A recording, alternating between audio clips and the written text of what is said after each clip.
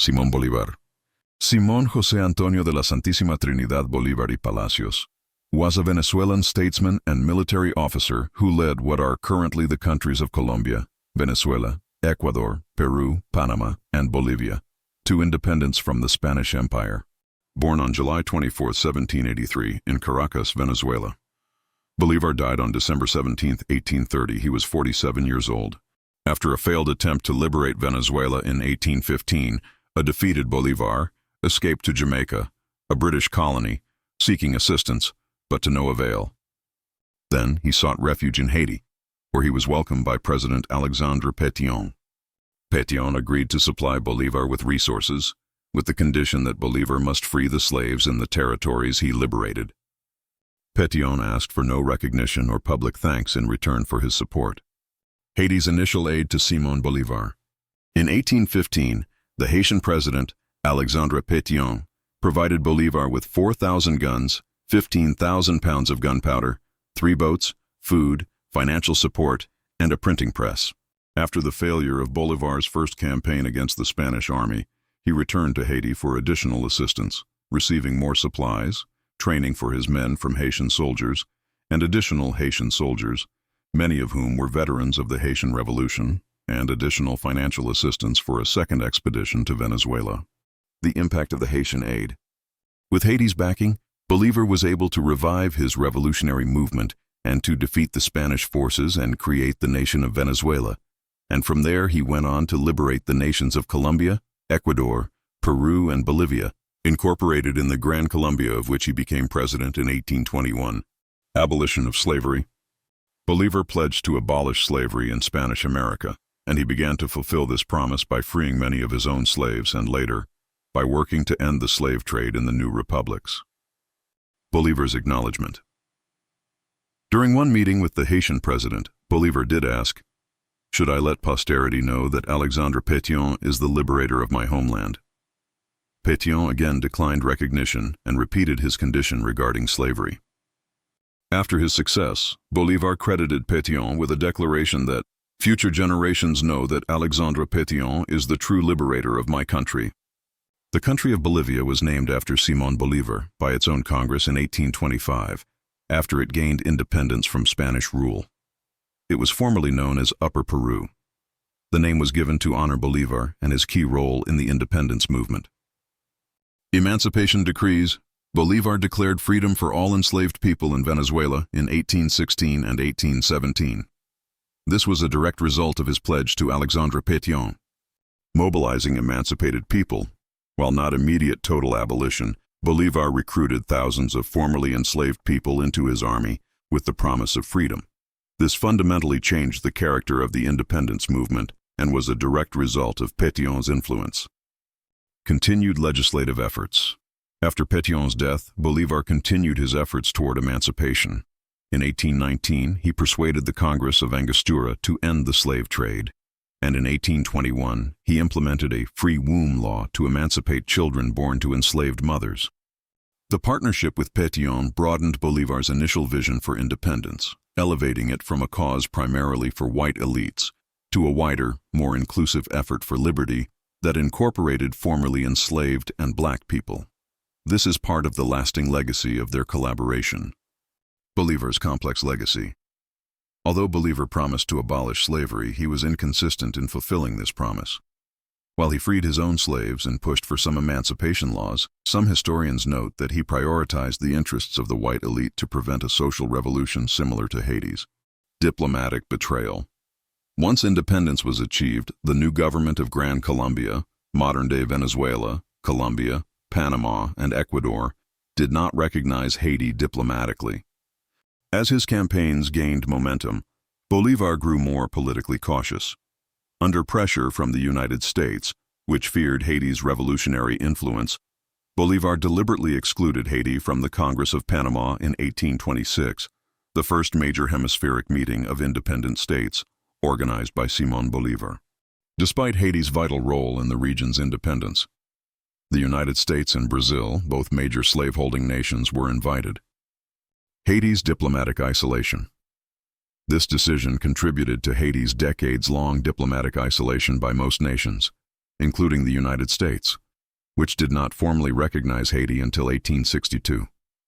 Venezuela finally established diplomatic relations with Haiti in 1864. The Haitian flag. The Haitian flag became a powerful symbol of liberty and resistance. The original Venezuelan flag was first raised in Jacmel, Haiti, by Francisco de Miranda on March 12, 1806.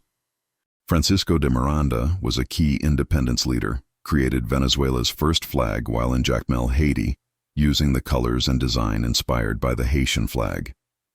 This flag, in turn, became the basis for the flag of the Gran Colombia, which included what are now Colombia, Ecuador, and Venezuela. Venezuela, Colombia, and Ecuador adopted elements of the Haitian flag due to Haiti's significant role in inspiring and funding their independence movements. The Haitian flag served as a template for other nations fighting for their own freedom from European colonizers. The Haitian Revolution, from 1791 to 1804, the first and only successful slave rebellion in the world, served as a potent inspiration for independence and abolitionist movements throughout the Americas. The establishment of an independent black republic challenged the foundations of white supremacy and fueled the aspirations of oppressed people everywhere. Louisiana's slave revolt of 1811. The largest slave revolt in U.S. history was led by Charles Deslandes, a formerly enslaved man from Haiti. Inspired by the Haitian Revolution, he organized hundreds of enslaved people to march toward New Orleans, though the rebellion was brutally suppressed. Malay Uprising in Brazil in 1835. This large revolt of enslaved Muslims in Brazil was influenced by Haiti's example. Rebels sought to end slavery and establish an Islamic state in Bahia. Gabriel's Rebellion was a planned slave rebellion in the Richmond, Virginia area in the summer of 1800. Information regarding the revolt was leaked before its execution, and Gabriel, an enslaved blacksmith who planned the event, and 25 of his followers were hanged. In 1822, Denmark Vesey, a free black carpenter, organized a large-scale slave insurrection in Charleston, South Carolina, which was discovered before it could be launched. The plot, which was leaked by 2 enslaved men, aimed to liberate the city and sail to Haiti, but authorities arrested Vesey and over 100 others. Vesey was tried and hanged, along with 35 other men, and the event led to even stricter laws against enslaved and free black people in the area. Impact on abolitionism and black empowerment. The Haitian Revolution fundamentally challenged the legitimacy of slavery and white supremacy on a global scale. Abolition of the slave trade. The successful revolution in Haiti played a key role in pressuring Britain and the United States to abolish their transatlantic slave trade in 1807 and 1808, respectively. Fearing further insurrections, colonial powers sought to stop the further importation of enslaved people. Advocacy for black freedom. For black Americans, Haiti became a powerful symbol of freedom and self-determination. Figures like Frederick Douglass, who served as United States Minister to Haiti, celebrated the nation as an example of black achievement. Free black activists and intellectuals, including Frederick Douglass and David Walker, praised the revolution and held up Haiti as an example of black self-determination and the hypocrisy of American ideals. Symbol of black sovereignty. The Haitian Revolution proved that people of African descent could successfully overthrow colonial rule and govern themselves. Its legacy inspired generations of activists and intellectuals in the African diaspora and fueled movements like Pan-Africanism and black nationalism. The success of Haiti's revolution provided a tangible model for others fighting against colonialism and slavery, serving as a beacon of hope and proof that liberation was possible. Mexico. Mexican General Martín Javier Mina y Larrea traveled to Haiti in 1816 to gain support for Mexico's independence from Spain.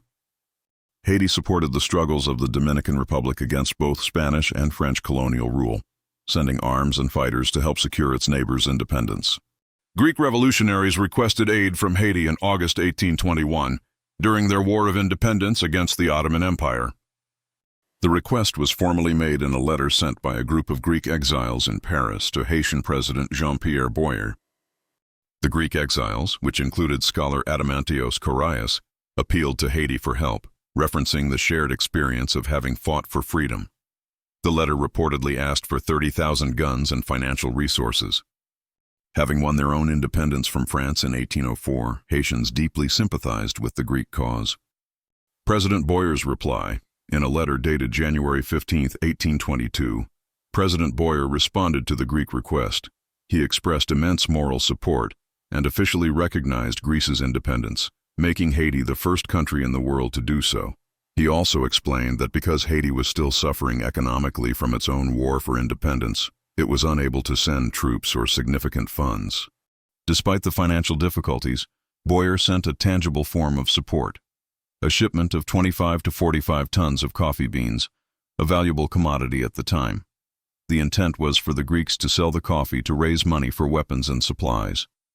This act of solidarity from a small Caribbean nation remains a significant event, often celebrated by both Haiti and Greece.